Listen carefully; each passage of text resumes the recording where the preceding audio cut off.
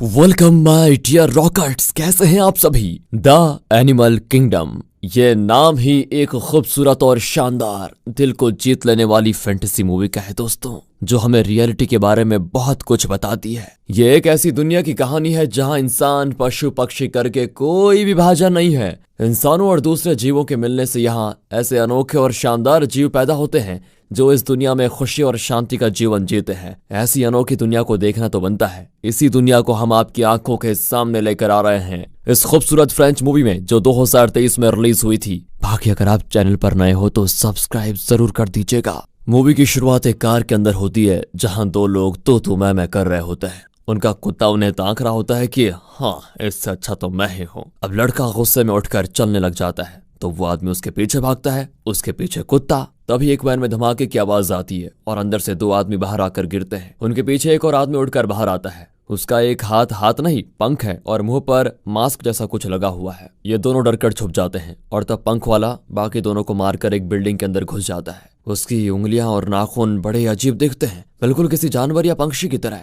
अब ये दोनों जैसे तैसे करके कार में हॉस्पिटल पहुंचते हैं। दरअसल ये दोनों बाप बेटा हैं। बाप का नाम फ्रैंकोइस और बेटे का एमिल होता है। हॉस्पिटल में एक लड़की बैठती है जिसका मुंह एक बर्ड की तरह है। डॉक्टर इन्हें बताती है कि पिछले कुछ हफ्तों से आपकी वाइफ को दौरा नहीं पड़ा है और ये बहुत ही अच्छी बात है, पर उसका हॉस्पिटल में रहना ज्यादा अच्छा है क्योंकि आप घर पर मैनेज नहीं कर पाएंगे ना, इसीलिए। अब फ्रैंकोइस भी उसको ताना मारते हुए कहता है कि अरे हम तो अच्छे से मैनेज कर रहे थे, लेकिन आप ही लोग हैं जो उसको जबरदस्ती यहाँ पर लेकर आ गए। देखिए ये सरकार का ऑर्डर है तो हम क्या कर सकते हैं इसमें। वैसे नॉर्थ में हॉस्पिटल का एक नया ब्रांच खुला है, अगर आपको वहाँ पर ज्यादा सुविधा लगे तो आप वहाँ शिफ्ट कर सकते हैं। फिर फ्रैंकोइस अपनी वाइफ के कमरे में जाता है। जब वो बाहर आता है तो एमिल से कहता है, बेटा क्या तुम अपनी माँ से बात नहीं करना चाहते। वो भी कहता है कि मैं क्या बात करूँ, करूंगा भी तो उनके समझ में तो आने से रहा। बेटा वो तुम्हारी माँ है, तुम्हारी बात समझने की उसे जरूरत नहीं है, सिर्फ तुम्हें देख ले बस वो खुश हो जाएगी और यही तो हमें चाहिए। अंदर उसकी माँ पीठ दिखाकर बैठी होती है और लगता है उसके चेहरे पे घने बाल हैं। वो मुड़ती है तो पता चलता है कि उसका चेहरा इंसानों जैसा नहीं, किसी एनिमल की तरह दिखता है। और यहाँ पर फ्रेंच लैंग्वेज में मूवी का टाइटल द एनिमल किंगडम डालकर होती है मूवी शुरू। हमें बताया जाता है कि इंसान का जानवर की तरह बनना एक बीमारी है और इस बीमारी का इलाज ढूंढने में सरकार पूरी तरह से लगी हुई है, पर अभी तक कुछ नहीं मिला। अब ये दोनों नॉर्थ टाउन में घर ले लेते हैं। वहीं के एक रेस्टोरेंट में फ्रैंकोइस नौकरी करता है और एमिल वहाँ के एक स्कूल को ज्वाइन कर लेता है। स्कूल में एक लड़की सबके सामने उसका नाम पूछती है, फिर उसके पिता का नाम, क्या काम करते हैं, और इस तरह के सवाल पे सवाल करने लग जाती है। बाकी स्टूडेंट्स कहते हैं कि सुन बहन, तू अपना इंटरव्यू बाद में ले लेना, अभी क्लास शुरू हो रही, चल। इस पर वो लड़की अपना नाम जूलिया कहती है। वो कहती है कि मुझे ADHD है, मतलब इससे पहले कि मेरा दिमाग सोचे कि क्या बोलना है मैं बोल देती हूँ, बहुत हाइपर एक्टिव हूँ। ठीक है, बैठ जाओ अब, ये कहकर टीचर क्लास शुरू करती है। अब एमिल को जूलिया का चुलबुलापन पसंद आ जाता है। स्कूल के बाद वो रेस्टोरेंट आता है जहाँ उसके पापा फ्रैंकोइस काम करते हैं। रेस्टोरेंट का ओनर बताता है कि पास ही में जो नया हेल्थ केयर सेंटर बना है, सुना है पूरे का पूरा कंक्रीट का है। इस पर एमिल भी कहता है कि क्यों ना हो, वहाँ जानवर जो रहने वाले हैं। और इतने में तेज हवाएं चलने लग जाती है और रात को तूफान और खूब बारिश भी होती है। एमिल को बाहर एक अजीब और डरावना चेहरा दिखता है, लेकिन एक ही सेकंड में वो गायब। वो इसको अपना वहम समझ लेता है और सोचता है ऐसा तो होता रहता है। सुबह उस एरिया के कई पेड़ गिरे होते हैं। तब फ्रैंकोइस को कॉल आता है और दोनों तुरंत निकल जाते हैं। रास्ते में हर तरफ पेड़ गिरे होते हैं और कई गाड़ियां उल्टी पड़ी होती हैं। फ्रैंकोइस घबराकर एक जगह पर पहुंचता है और पुलिस वाले उसे आगे जाने से रोक देते हैं। पानी में देखते हैं तो एक बहुत बड़ी वैन गिरी पड़ी होती है जिसको वो उठा रहे हैं। उसमें एक बड़ा छेद होता है। फ्रैंकोइस पूछता है, मेरी वाइफ मेलिंडा को क्या हुआ है। फिर वो लोग अपनी लिस्ट चेक करके बताते हैं कि जिन लोगों की लाशें मिली है उनमें ये नाम तो नहीं है। दरअसल कल रात फ्रैंकोइस की वाइफ मेलिंडा और दूसरे पेशेंट्स को नए सेंटर में शिफ्ट कर दिया जा रहा था और उसी वक्त आंधी और बारिश शुरू हो गई और ये वैन पानी में गिर गई, इसलिए फ्रैंकोइस को यहाँ पर बुलाया गया होता है। अब फ्रैंकोइस पूरे जंगल में अपने और एमिल के ड्रेसेस को यहाँ वहाँ लटका देता है ताकि अगर मेलिंडा बचकर जंगल के अंदर गई थी तो इनके कपड़ों को स्मेल करके वो इनके पास आ जाएगी। दरअसल मेलिंडा की गंध पहचानने की शक्ति बहुत तेज है। अब एमिल स्कूल जाता है तो वहाँ स्टूडेंट्स कहते हैं कि कल रात के तूफान और बारिश के बाद करोड़ों का नुकसान हो गया है और इसे नेशनल डिजास्टर अनाउंस कर दिया गया है। और सुना है कि पास ही के गांव में एनिमल ह्यूमन को भी देखा गया था। और अब एनिमल ह्यूमन के बारे में सुनकर एमिल तो टेंशन में सामान गिरा देता है। जूलिया पूछती, बेटा तुम इतने टेंस्ड क्यों लग रहे हो। एमिल कोई जवाब नहीं दे पाता। फिर PT पीरियड होता है तो वहाँ पर टग ऑफ वॉर चल रही होती है। तो वो हारती हुई टीम के साइड में जाकर रस्सी को धीरे से खींचता है तो ऑपोजिट टीम पूरी तरह से आगे गिर जाती है। और यहाँ पता चलता है कि एमिल के अंदर बहुत ज्यादा ताकत है, पर वो दिखाना नहीं चाहता। एक लड़का उसे फ्राइडे पार्टी के लिए बुलाता है, पर एमिल मना करके अपना हाथ दिखाते हुए तेजी से घर की ओर भाग जाता है। उसकी उंगली में थोड़ा चोट आ गई थी और नाखून के बीच कुछ फंसा होता है। वो किसी चीज से उसको पकड़कर खींचता है तो खून पिचकारी की तरह निकलता है। फिर वो शर्ट उठाकर आईने में देखता है, ओह तो ऐसा लगता है जैसे रीढ़ की हड्डी बाहर निकल रही हो। वो डर जाता है कि कहीं मैं भी एनिमल तो नहीं बन रहा। फिर वो टेंशन में साबुन से घिस घिस कर साफ करने लगता है, पर ये गंदगी थोड़ी ना है जो साबुन से निकल जाएगी। फ्रैंको इस सुपरमार्केट में एक पुलिस ऑफिसर को देखता है जो बताती है कि आपकी वाइफ का अभी तक कुछ पता नहीं चला और जो लोग हमें जिंदा मिले थे उनकी हम अच्छे से देखभाल कर रहे हैं। इसी बीच किसी की चीखने की आवाज आती है। एक आदमी डरते हुए कहता है, मैंने एक अजीब इंसान को देखा। अब एमएल मिड सेक्शन में जाकर देखता है कि कहीं मेलिंडा यहाँ तो नहीं आ गई, पर वहां पर एक छोटा लड़का बैठा होता है जो देखने में इंसान और ऑक्टोपस का कॉम्बिनेशन लगता है। इन्हें देखकर वो बचकर भागता है और हाथ आई कई और चीजों को उठाकर पुलिस ऑफिसर पर फेंक देता है, पर वो भी किसी तरह उस लड़के को पकड़ ही लेती है। फ्रैंको इस रैक के नीचे देखता है तो वहां पर एक छोटी लड़की होती है जो बर्ड जैसी दिखती है। इतने में पुलिस वाले उसको पकड़ कर लेकर जाते हैं। फिर पुलिस ऑफिसर फ्रैंकोइस को अपना नाम आना बताती है। वो फ्रैंकोइस को देखकर हैरान रह जाती है कि इतना सारा सामान आप किस लिए खरीद रहे हो। फ्रैंकोइस झूठ कहता है कि कुछ नहीं, मैं कैंपिंग करने जा रहा हूँ इसीलिए ये सब ले रहा हूँ, पर असल में वो ये सब कुछ खरीद रहा था ताकि अगर उसकी वाइफ उसे मिल जाए तो उसे इनकी जरूरत पड़ेगी। वो घर आता है तो बहुत ही गंदी बू आ रही होती है। वो एमएल से पूछता है तो वो तो बेड से उठने का नाम ही नहीं लेता। तभी जूलिया उसको मैसेज करती है कि फ्राइडे पार्टी में तुम जरूर आ जाना। अब फ्रैंकोइस कहता है कि बेटा तुम्हारी माँ जरूर जिंदा होगी, मुझे पता नहीं क्यों लग रहा है। उस एक्सीडेंट में कई लोगों का पता नहीं चला और शायद वो जंगल में छुपे हुए हैं। आज सुपरमार्केट में 2 एनिमल ह्यूमंस को पकड़ा गया। तुम डरो मत, फ्राइडे को हम तुम्हारी माँ को ढूंढने जाएंगे। एमएल कहता है कि पापा फ्राइडे को तो मुझे पार्टी में जाना है। फ्रैंकोइस उसको हंसता हुआ कहता है कि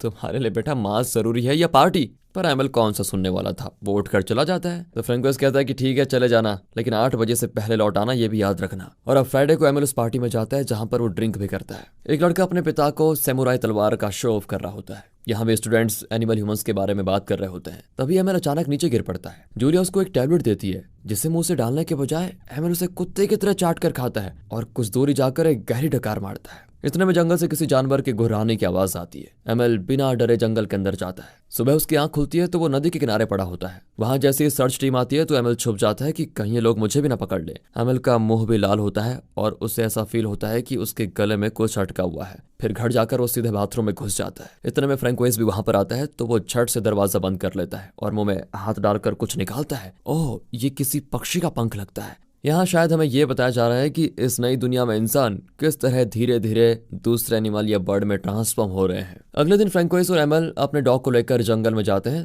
ताकि एमएल की माँ को ढूंढ पाए। एमएल के चेहरे पर नाखूनों के निशान होते हैं। दरअसल हुआ ये था कि जब उसकी माँ मेलिंडा ने उस पर भी हमला करना शुरू कर दिया तब जाकर फ्रैंकोइस ने उसको हॉस्पिटल में एडमिट किया था। अब फ्रैंकोइस मैप में मार्क कर लेता है कि इन जगहों पर हमें तलाश करने जाना है। फिर घर लौटते वक्त भी एमएल अपनी माँ को ही पुकारता रहता है। रात भर ढूंढने के बाद भी वो कहीं नहीं मिलती। दोनों थक हार कर गाड़ी में ही सो जाते हैं। अचानक उनका डॉग भौंकने लगता है और जंगल की ओर भागता है। ये लोग भी उसके पीछे पीछे जाते हैं। डॉग एक बन को सूंघता हुआ यहाँ पर आ गया था। दरअसल एक लड़का जो शायद बंदर में ट्रांसफॉर्म हो रहा है वो उस बन को फेंक कर पेड़ पर चढ़ रहा था। तभी वो बर्ड जैसा इंसान एमएल पर हमला कर देता है और उसके स्किन पर खरोंच देता है। पर एमएल का खून देखकर शायद उसे पता चल जाता है कि एमएल भी उसी की तरह एक एनिमल है। उसके बाद वो एमएल को कुछ नहीं करता। इतने में फ्रैंकोइस वहां आता है तो एमएल को हॉस्पिटल लेकर जाता है। रास्ते में पुलिस का चेक पोस्ट भी पड़ता है, लेकिन एमएल हॉस्पिटल नहीं जाना चाहता क्योंकि हॉस्पिटल में पता चल जाएगा कि वो एनिमल बन रहा है। इतने में आना वहां पर आ जाती है और पूछती है कि आपके लड़के को कोई प्रॉब्लम है क्या। फ्रैंकोइस झूठ कहता है कि अरे इसको अभी कुत्ते ने काट दिया और कुछ भी नहीं। आना कहती है कि डॉग बाइट के लिए भी हॉस्पिटल जाना होता है, समझे, चलो हॉस्पिटल। ये कहकर वो गाड़ी में बैठ जाती है। अब एमएल कुछ नहीं कर पाता और उसे हॉस्पिटल जाना ही पड़ता है। वहां पर डॉक्टर उसके घाव पर स्टिचेस लगाता है। अब इस सिचुएशन को हैंडल करने के लिए आर्मी बुलाई जाती है, लेकिन अना को सरकार का ये रवैया बिल्कुल ठीक नहीं लगता।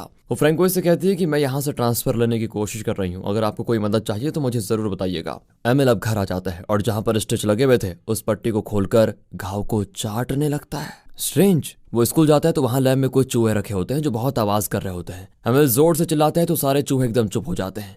एमएल साइकिल भी ठीक से नहीं चला पाता, हालांकि वो साइकिल चलाने में माहिर था। जूलिया से उसकी हालत देखी नहीं जाती और वो साइकिल से उतरने को कहती है उसे, पर एमएल नहीं मानता। जूलिया कहती है मैं तो पैदल जा रही हूँ, मेरे साथ चलो ना। फिर वो मान जाता है।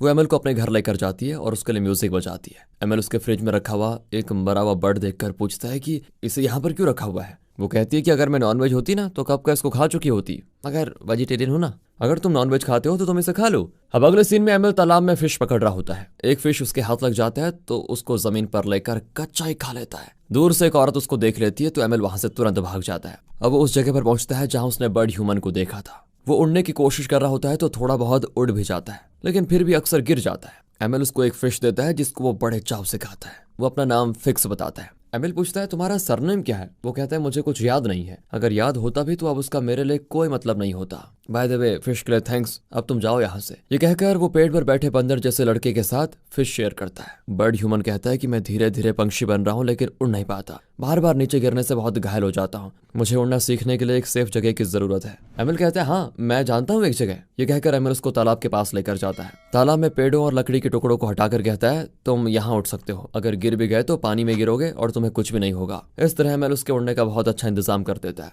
धीरे धीरे एमिल साइकिल चलाना भूल रहा होता है। यहाँ रेस्टोरेंट में फ्रैंकोइस को अजीब अजीब आवाजें सुनाई देती है और उसके पीछे एक साया नजर आता है। फ्रैंकोइस मुड़ता है तो एक बहुत ही डरावना जानवर उस पर हमला कर देता है। तभी वहां पर छुपा हुआ एक और जानवर वहां से डरकर भागने लगता है। फ्रैंकोइस को लगता है कि कहीं ये मेरी वाइफ मेलिंडा तो नहीं जो डरकर भाग रही है। इतने में रेस्टोरेंट ओनर की वाइफ इस खतरनाक जानवर के मुंह में लकड़ी घुसाकर कहती है चिल्लाओ मत, और ये सुनकर वो जानवर एकदम चुपचाप चला जाता है। लेकिन उसके पैरों की जंजीरें उसे परेशान कर रही होती है, तो वो मुड़कर हॉल में चला जाता है जहाँ कस्टमर्स बैठे होते हैं। फिर वो बाहर निकलकर बोट्स को भी जंजीरों से खींचकर पानी की ओर भागता है। इसी बीच फ्रैंकोइस मेलिंडा की तलाश में जंगल की ओर भागता है। वहां पर वो एक भालू जैसे ह्यूमन को देखता है। इतने में पुलिस भी उसको पकड़ने वहां पर आ जाती है। अब ओनर की वाइफ बताती है कि वो खतरनाक जानवर मेरी बहन है। तभी उस जानवर को पकड़ने के लिए वहां पर आर्मी आ जाती है। एमिल स्कूल में लंच करता है तो उसका एक दांत टूटकर गिर जाता है। सभी हंसने लगते हैं तो एमिल वहां से निकल जाता है। जंगल में वो बर्ड ह्यूमन उड़ने की बार बार कोशिश करता है लेकिन हर बार पानी में गिर जाता है। एमिल फिर उसके घाव पर दवा लगाता है। उसकी नाक में चोट आती है तो एमिल उसका मास्क हटाता है।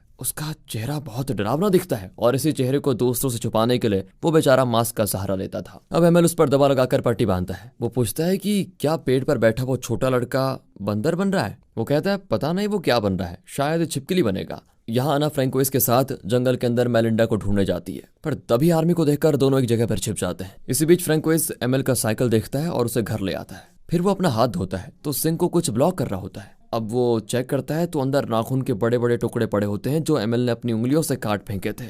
जब एमिल घर आता है तो फ्रैंकोइस उसे अपने हाथ दिखाने को कहता है। वो नहीं दिखाता। फ्रैंकोइस कहता है कि मैंने तुम्हारा साइकिल ठीक कर दिया है, जरा चला कर दिखाओ। पर एमिल तो अब साइकिल चला भी नहीं पाता, वो भागने लग जाता है। फिर फ्रैंकोइस उसको चेस करके पकड़ लेता है। वो रोता है कि पापा प्लीज मुझे छोड़ दो। फ्रैंकोइस उसे अपने सीने से लगा लेता है और कहता है कि बेटा मुझे पता है तुम्हारे साथ क्या हो रहा है, मुझसे कुछ मत छुपाओ। तुम जैसे भी बदलोगे रहोगे तो मेरे बेटे ही, डरो मत। मुझे ये बताओ तुम्हें अपनी बॉडी में कैसे चेंजेस फील हो रहे हैं, उसी से पता चलेगा कि तुम किस एनिमल में ट्रांसफॉर्म हो रहे हो। एमिल बताता है कि बहुत दूर की आवाज भी मुझे एकदम साफ सुनाई देती है। बहुत दूर से किसी चीज पर पड़ती हुई खरोंच, पत्थरों के उड़ने की आवाज, बर्ड्स के चहचहाने की आवाज, मुझे सब कुछ एकदम क्लियर सुनाई दे रहा है पापा। फिर फ्रैंकोइस पूछता है क्या तुम्हारे साथी या तुम्हारी गर्लफ्रेंड जानते हैं कि तुम्हें इस तरह के चेंजेस हो रहे हैं? एमिल कहता है कोई नहीं जानता और वो मेरी गर्लफ्रेंड नहीं है पापा। तो फिर अक्सर तुम जंगल में क्यों जाते हो? इसका एमिल कोई जवाब नहीं देता। फ्रैंकोइस उसे समझाता है कि सिर्फ 2 हफ्तों के लिए नॉर्मल ह्यूमन होने की एक्टिंग करो, फिर हम दोनों यहाँ से निकल जाएंगे, वरना पुलिस तुम्हें भी तुम्हारी माँ की तरह उस सेंटर में बंद कर देगी बेटा।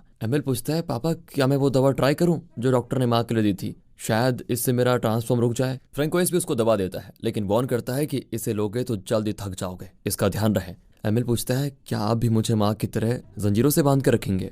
फिलहाल तो नहीं बेटा, लेकिन आगे का मैं कुछ नहीं बता सकता। एमिल हाथ से नहीं खाता बल्कि सीधे मुंह से खाता है। फिर फ्रैंकोइस उसके दांत चेक करता है तो कुछ दांत जरूरत से ज्यादा शार्प हो चुके होते हैं। अपने नाखून इस तरह काट कर रखना वरना सबको शक होगा, और तुम्हारे सुनने की शक्ति बहुत तेज है, ये तुम्हारे लिए खतरा बन सकती है। ये कहकर वो एमिल के कानों में रुई भर देता है और उसके बालों को कान के ऊपर फैला देता है ताकि रुई दिखे नहीं।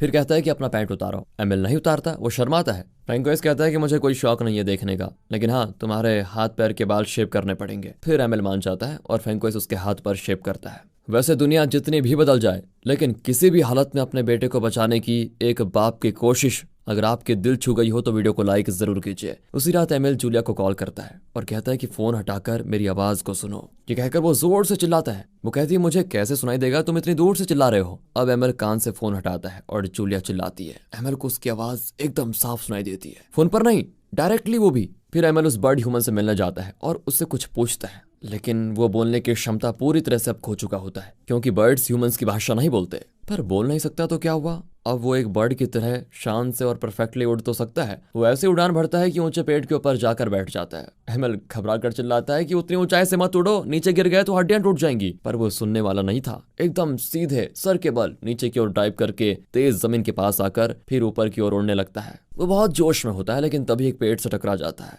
पर वो इतना ताकतवर हो गया था कि वो पेड़ ही टूट जाता है। एमिल डर जाता है कि कहीं उसे कुछ हो तो नहीं गया, पर बर्ड ह्यूमन तो एकदम शान से आसमान में उड़कर वहां आता है। एमएल की भी खुशी का कोई ठिकाना नहीं होता कि ये अब बर्ड ह्यूमन नहीं, पूरा बर्ड बन चुका है। वो एमएल से विदा लेकर फिर उठ जाता है। यहाँ रेस्टोरेंट में कोई स्पेशल पार्टी होती है जहाँ पर कल्चरल प्रोग्राम्स भी होते हैं। अब रेस्टोरेंट का ओनर फ्रैंकोइस से कंप्लेन करता है कि गोडाउन में रखे हुए 2 सुअर गायब हो गए हैं और तुम्हारा बेटा अभी तक क्यों नहीं आया। इस पर फ्रैंकोइस एमएल पर गुस्सा हो जाता है कि कितनी बार कॉल किया मैंने, कहाँ हो तुम?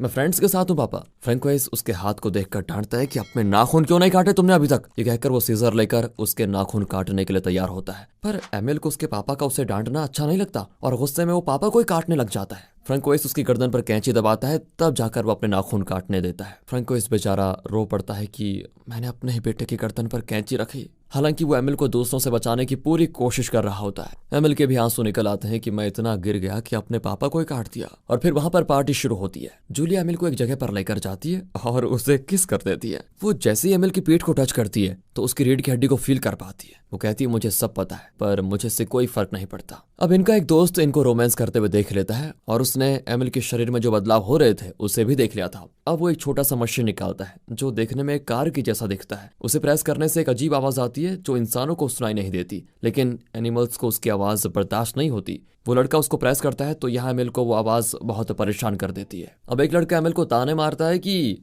मैं तो पहले से जानता था कि तुम एक जानवर हो। एमएल अपने कान बंद कर देता है पर वो चुप नहीं होता। गुस्से में एमएल उसके गाल पे कस के चांटा मारता है तो उसके गाल पे उंगलियों के गहरे निशान पड़ जाते हैं। अब मामला संगीन हो जाता है। पुलिस और मिलिट्री मिलकर एमएल को ढूंढने लग जाती है। आम लोग भी इस तलाश में शामिल हो जाते हैं। पुलिस डॉग एमएल को देख लेता है लेकिन वो डर कर भाग जाता है। 2 लोग उसी दिशा में जाते हैं तो वहां पर किसी को हिलते हुए देखकर वो लगातार शूट करने लग जाते हैं। सब उस जगह को पूरी तरह से घेर लेते हैं। अब फ्रैंकोइस घबराता है कि कहीं मेरे बेटे एमएल को वो मार न दे, पर एमएल को मुसीबत से बचाने के लिए वो बर्ड आ जाती है जिसकी एमएल ने उड़ने में बहुत मदद की थी। वो शूटर्स को उठाकर उड़ता है और उन्हें दूर फेंक देता है। अब एमएल जंगल के अंदर भागता है। पुलिस वाले भी गाड़ी में एमएल को चेस करने लग जाते हैं। फिर वो एक गिरे हुए पेड़ पर चढ़कर नदी के उस पार पहुंच जाता है। गाड़ी पानी में नहीं जा पाती, इसलिए मिलिट्री के लोग उस बर्ड को शूट कर देते हैं और वो बेचारा नीचे गिर जाता है। एमएल उसकी ओर भागता है तो एमएल की गोद में वो बर्ड दम तोड़ देता है और इससे तो एमएल का गुस्सा और बढ़ जाता है। वो उस जगह से दूर भागता है। इसी बीच बर्ड की लाश को देखकर सब समझ जाते हैं कि यही वो खतरनाक जानवर था जिसने उस लड़के पर हमला किया, जबकि वो तो एमएल था। पर ये सभी खुश होते हैं कि इनकी तलाश खत्म हो गई है। अगले सीन में एक शराबी सड़क पे चल रहा होता है। उसके पीछे एक एलियन जैसा दिखने वाला प्राणी क्रॉस करता है। आर्मी ट्रक्स में बड़ी तादाद में सोल्जर्स शहर के अंदर आ रहे होते हैं। एमएल यहाँ जंगल में फल खाता है और पेड़ के ऊपर ही सो जाता है। सुबह वो तालाब में नहाता है तो उसकी पीठ को दिखाते हैं। उसकी बॉडी में तेजी से बदलाव आ रहे होते हैं। वो ये भी नहीं जानता कि फ्रैंकोइस उसे फॉलो कर रहा है। बारिश से बचने के लिए एमिल एक गुफा में चला जाता है। तभी वो अपनी माँ को देखता है जो पूरी तरह से एक एनिमल में ट्रांसफॉर्म हो चुकी है। स्मेल के द्वारा वो एक दूसरे को पहचान लेते हैं। फिर माँ एमिल को बार बार गुफा के अंदर धकेलती है। शायद वो कहना चाहती है कि तुम यहीं पर सुरक्षित रहोगे बेटा, बाहर मत निकलो। एमिल तो बाहर भागकर आ ही जाता है। तभी एक आदमी सुअर जैसा ट्रांसफॉर्म हो रहा होता है और पौधों को खा रहा होता है। पेड़ों पर कई लोग होते हैं जो बंदरों में ट्रांसफॉर्म हो रहे हैं। कुछ लोग तो सांप भी बन गए होते हैं। इस तरह लोग हर तरह के एनिमल्स में बदल रहे होते हैं। रात को जो एलियन जैसा जानवर सड़क पर घूम रहा था वो भी यहीं पर छुपा होता है। वो बच्चा जो बर्ड के साथ रहता था वो भी यहीं होता है। अब उसको देखकर एमिल को बड़ी खुशी होती है। हर तरह के जानवर यहाँ चैन से रह रहे होते हैं। लेकिन तब मिलिट्री यहाँ पर स्मोक बॉम्ब्स गिराती है, जिसकी वजह से इस शांत माहौल में हलचल मच जाती है। सोल्जर्स हर एनिमल ह्यूमन को पकड़ने लग जाते हैं। एमिल भागता है लेकिन एक सोल्जर से टकराकर गिर जाता है। अब वो एक आवाज निकालते हैं जिसको एनिमल सह नहीं पाते। एमिल को भी वो आवाज परेशान कर देती है। फिर 2 सोल्जर्स उसको पकड़ कर लेकर जाते हैं। और इस बच्चे को तो देखिए जो पेड़ से चिपकी हुई है बेचारी। ये बिल्कुल उस पेड़ के साथ कैमोफ्लेज कर चुकी है और किसी को पता भी नहीं चलता कि वो यहाँ पर है। इस तरह ये लड़की बच जाती है। अब अना अपने साथी पुलिस ऑफिसर से फ्रैंकोइस को मिलवाती है और कहती है वो इन्हीं का बेटा है, मैं इन्हें जानती हूँ, प्लीज इस लड़के पर कोई केस दर्ज मत कीजिए। दूसरे ऑफिसर्स भी मान जाते हैं और उसको एक पेपर साइन करने को कहते हैं। दरअसल वो एमिल को नॉर्मल ह्यूमन ही समझ रहे थे, लेकिन एमिल साइन नहीं कर पाता क्योंकि वो तो जानवर में बदल रहा था, उसे साइन करना नहीं आता और पेपर वो फाड़ देता है। पुलिस ऑफिसर कहता है कोई बात नहीं, शायद तुम टेंशन में हो, कोई बात नहीं। ये कहकर वो एमिल को दूसरा प्रिंट आउट देता है। लेकिन इस बार बेचारा एमिल बेबसी में घुर्राने लग जाता है क्योंकि वो महज एक साइन भी नहीं कर पा रहा था, क्योंकि उसके अंदर अब जानवर के फीचर्स आ चुके हैं और जानवर कहाँ साइन करते हैं। पर उसकी घुराहट को सुनकर वो ऑफिसर जान जाते हैं कि ये इंसान तो लग नहीं रहा, कहीं ये भी जानवर में ट्रांसफॉर्म तो नहीं हो रहा। फिर वो एमिल को पकड़ने की कोशिश करता है लेकिन फ्रैंकोइस उसे जोर से धक्का देता है और वो दीवार से टकराकर बेहोश हो जाता है। फिर फ्रैंकोइस उस फॉर्म पर खुद ही साइन कर देता है और पुलिस ऑफिसर की सील भी लगाकर एमिल को वहां से बचा ले जाता है। किसी को कोई शक नहीं होता, लेकिन अन्ना को कुछ गलत लगता है। बाप बेटा आराम से अपनी कार में चले जाते हैं। दोनों खुशी खुशी नई पुरानी बातें करने लगते हैं। एमिल कहता है, मैंने जंगल में माँ को देखा पापा। और ये सुनकर फ्रैंकोइस भी बड़ा खुश होता है। तभी उन्हें पुलिस और मिलिट्री की गाड़ियां चेस करती है। एमिल पूछता है कि पापा, अगर इन लोगों ने मुझे हेल्थ सेंटर में बंद कर दिया तो क्या आप मुझसे मिलने आओगे? फ्रैंकोइस जवाब देता है कि बेटा, मेरे रहते किसी की मजाल क्या है जो तुझे उस नरक में बंद करेगा। और ये कहकर फ्रैंकोइस तेजी से गाड़ी को जंगल के अंदर लेकर जाता है। घने जंगल के बीच गाड़ी रोककर वो दरवाजा खोलता है और कहता है, जा बेटा, अब तू आजाद है, कुदरत की गोद में तो खुश रहना। एमिल खुशी से जंगल के अंदर भाग जाता है। फ्रैंकोइस की आंखों में खुशी के आंसू होते हैं कि अब उसका बेटा इस इंसानों की दुनिया में ठोकरें नहीं खाएगा। वो कुदरत के बीच एकदम आजाद और खुश रहेगा। फिर कैमरा एमिल को फॉलो करता हुआ तेजी से भाग रहा होता है। यहाँ पर स्क्रीन होती है ब्लैंक और इसी के साथ ये मीनिंगफुल मूवी दोस्तों होती है खत्म। तो दोस्तों, कैसी लगी आपको मूवी और आपको इस मूवी में बेस्ट पार्ट कौन सा लगा, कमेंट्स में जरूर बताना। बाकी अगर आपको वीडियो अच्छी लगी हो, स्टोरी अच्छी लगी हो, एक्सप्लेनेशन अच्छा लगा हो तो लाइक कीजिए, चैनल को सब्सक्राइब। मिलते हैं ऐसी बेहतरीन वीडियोस में। हाँ, तब तक के लिए ख्याल रखिए अपना, बहुत जरूरी है। And finally, thanks for watching.